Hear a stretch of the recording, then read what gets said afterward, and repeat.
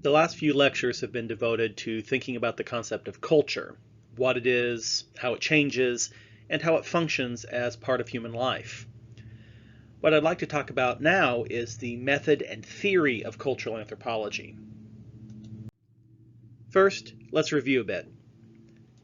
Science is a knowledge system that assumes an objective reality independent of any observer and investigates it via the scientific method.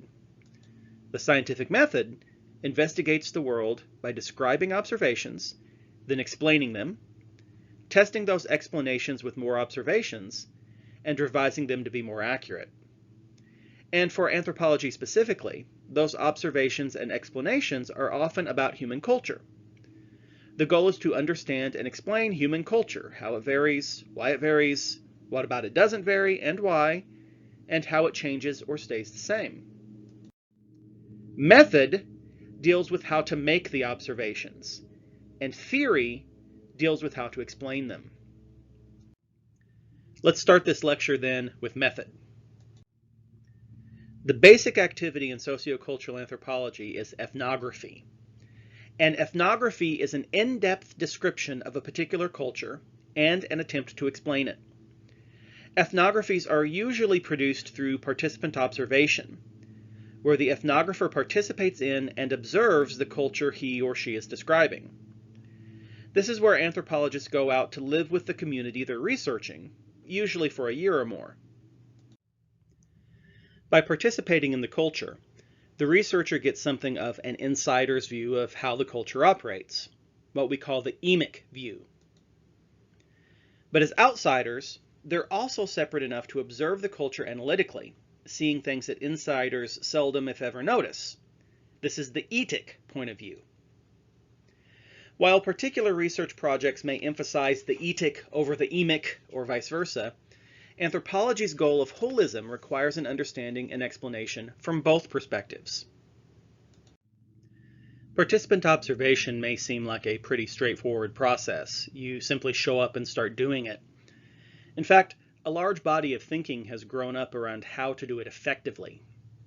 An intro course like this can't fully cover the methodology of participant observation, but a few terms will help to give a sense of the issues one must confront. First, one needs an introduction and connection to the community with which one will participate, what we call an entry. Then, the researcher must work to avoid culture shock, a sense that the Emic view is entirely foreign and incomprehensible. Culture shock is usually lessened by establishing rapport, a friendly and easy relationship with the community that encourages openness and informality. Getting to know the community as individuals rather than the faceless other helps to make things seem less foreign. But once rapport is established, the opposite danger presents itself, forgetting about the Etic perspective and becoming immersed in the Emic, what we might call going native. One must not only participate, Emic, but also observe, Etic, all of which can be maintained by keeping careful field notes. Externalizing experiences on paper forces one to become conscious of his or her thoughts. Often, that externalization allows the ethnographer to see where his or her thinking is tending too far to one side or the other, and then to self-correct. Participant observation is usually accompanied by extensive ethnographic interviews, talking with people about their culture, and even more note-taking. To keep these interviews from becoming mere conversations, ethnographers often use interview schedules, a series of questions and topics that must be covered. Sociologists and other social scientists also conduct interviews, and sociologists especially use questionnaires and surveys. The ethnographic interview, as practiced by anthropologists, is usually much less structured than a sociologist's survey, much more open and free-form. The interview schedule simply ensures that all the main topics are hit upon during the interview, but many other topics often arise as well. With a holistic goal, anthropologists do not want to artificially limit the data they gather. The people whom an ethnographer interviews are called informants, or cultural consultants, as your textbook puts it. They would ideally include everyone in the community, which fits with the holistic goal of anthropology. Of course, with large communities, some sampling is often necessary, and even with small communities, some informants will be more important than others.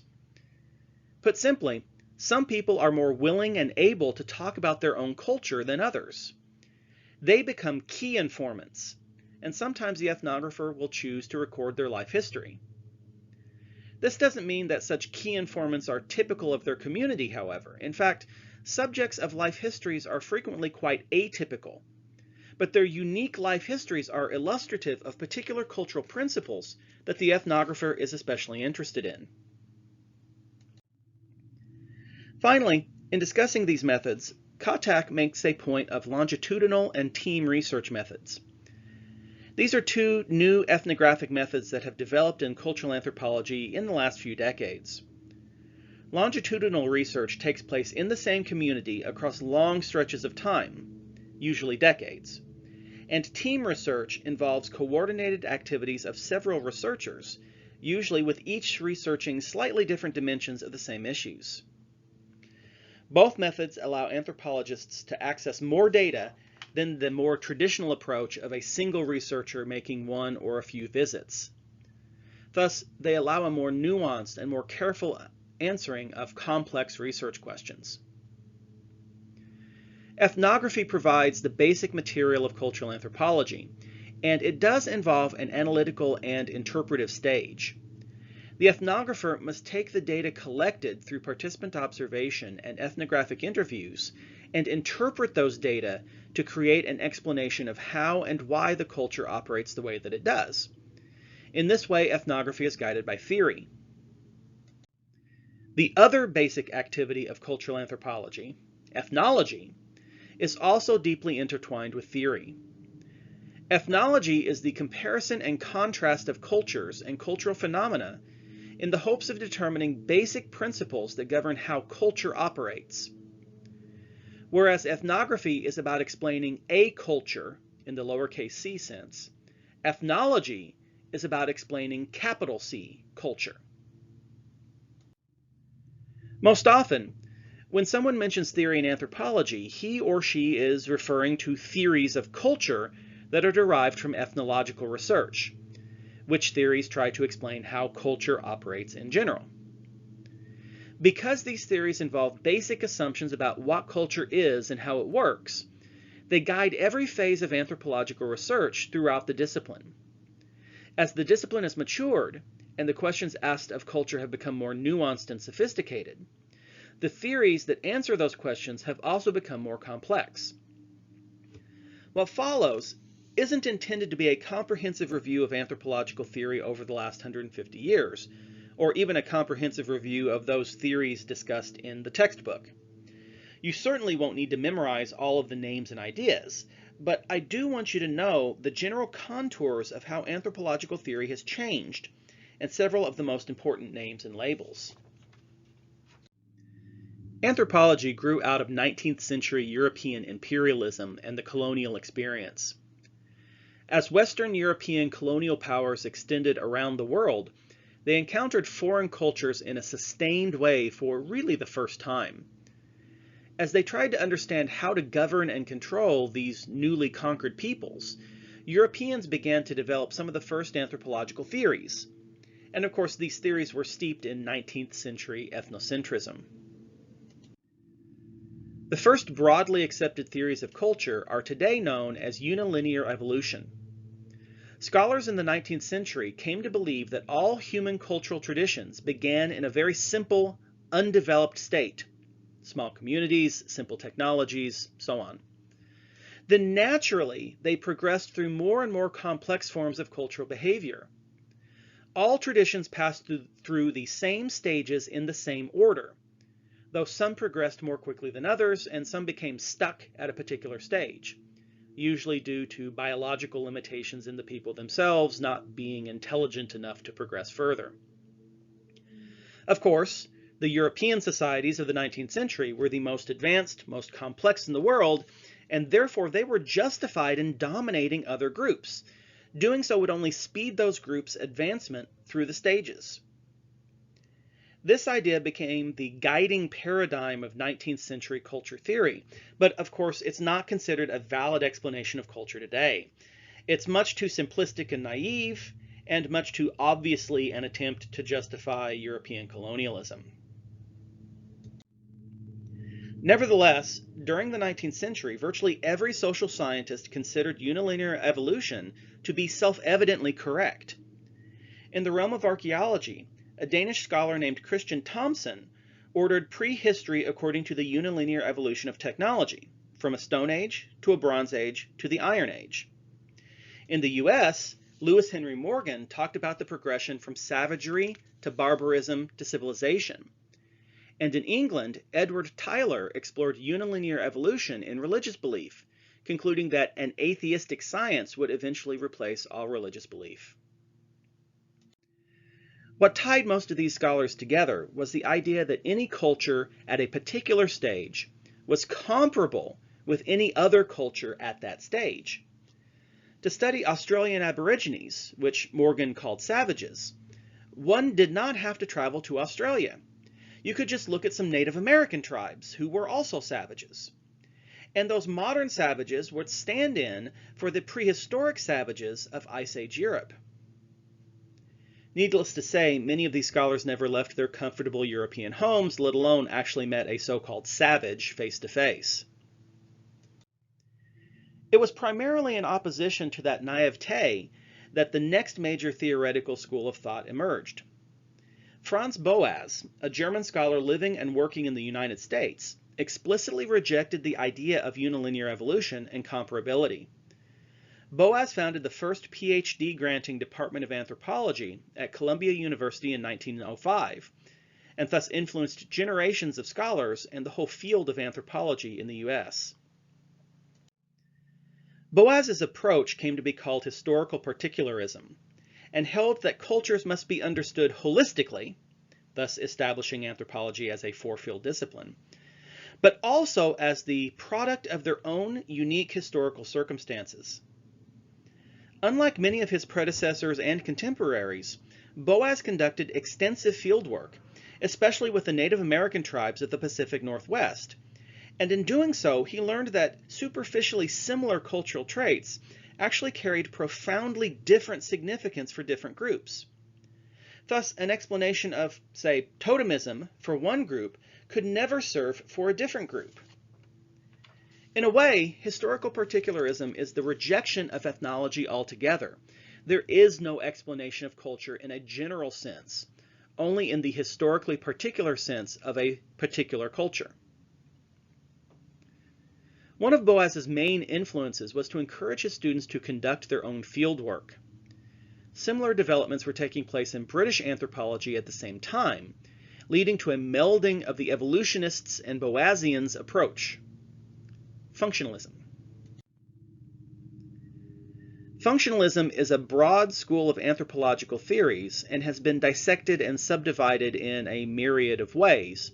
And the textbook describes functionalism, structural functionalism, configurationalism, and half a dozen different variations on each. What they all share in common is an understanding that cultures are systems of relationships with different kinds of behaviors and connections interacting and affecting one another. Culture is integrated, much like the gears in a machine are integrated, and much like a machine only exists to perform a particular function, so does culture only exist to perform its function. Beginning around the time of World War I and continuing through the middle part of the century, functionalist approaches dominated anthropology, with scholars debating precisely what the functions were and how the different parts of the cultural system were connected to one another. Important names attached to this school of thought are Bronislaw Malinowski, a Polish scholar in Britain who conducted some of the first fieldwork in European anthropology, A.R. Radcliffe Brown and E.E. Evans Pritchard, two British scholars who worked in Australia and Sub-Saharan Africa, respectively, Ruth Benedict, the first influential woman anthropologist and a student of Boas, and Margaret Mead, the superstar of anthropology throughout most of the 20th century. Many of these scholars remained active through the middle of the 20th century or even later, Benedict and Meade were involved in the U.S.'s World War II Pacific campaign as advisors, and Meade was a regular guest on Johnny Carson's Tonight Show. Despite that popularity and longevity, by the 1950s, functionalism was beginning to seem somewhat limited. Scholars were good at establishing functions and relationships within a cultural system, but functionalism offered no explanations for how those systems became established in the first place. That is, while functionalism was extremely useful for synchronic research, it failed utterly at diachronic research. Enter Neoevolutionism. Neoevolutionism is today more often known as multilinear evolution, mostly because there's nothing new about a 70-year-old body of theories anymore. Put simply, these theories said that two similar cultures in similar circumstances would likely undergo similar sorts of change. There was no one path that all cultures passed through, and any sorts of changes could occur at any time. Some changes, however, were much more likely than others. The likelihood of any given change depended on a combination of the previous cultural practices and the current environment. Julian Stewart and Leslie White are often considered the founders of this approach. Both stressed the relationships between cultures and their physical environments, seeing culture as primarily a way of adapting to the environment. That is, its function was adaptive. And since the environment was dynamic and changing, the culture had to also be dynamic and changing. This particular approach is known as cultural ecology. If we take a step back now, after almost a century of anthropological theory, we can see how these early theories built upon one another to create a more complex view of culture. Unilinear evolution was all about diachronic change. Functionalism ignored change but added the idea of culture as functional and integrated.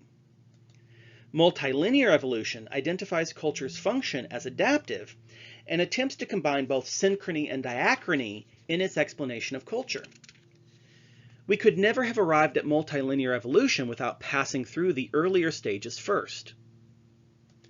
That kind of cumulative theory building is typical of all science and continued throughout the latter half of the 20th century in anthropology.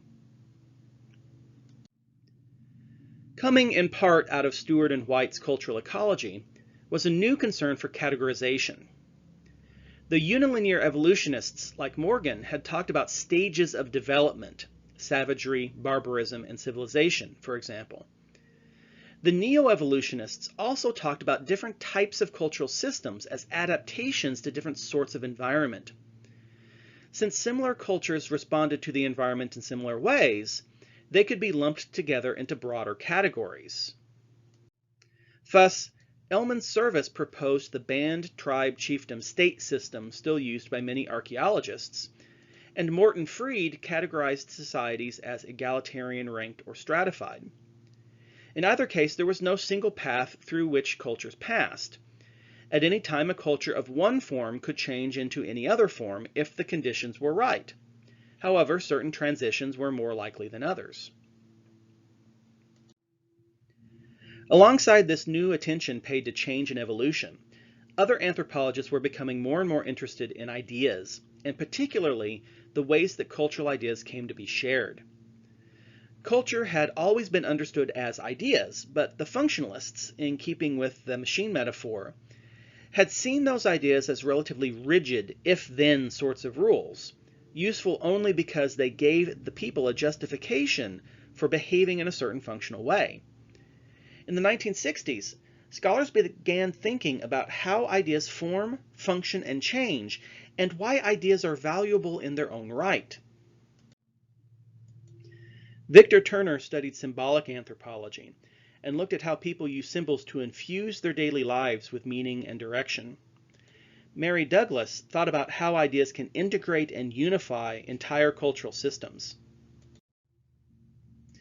Claude Lévi-Strauss promoted Structuralism, a body of theory that sought to explain culture by exploring the fundamental functioning of human minds, which he believed to be the same in all cultures.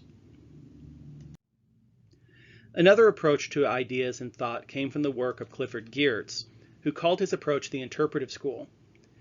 Geertz largely rejected the idea of objective science.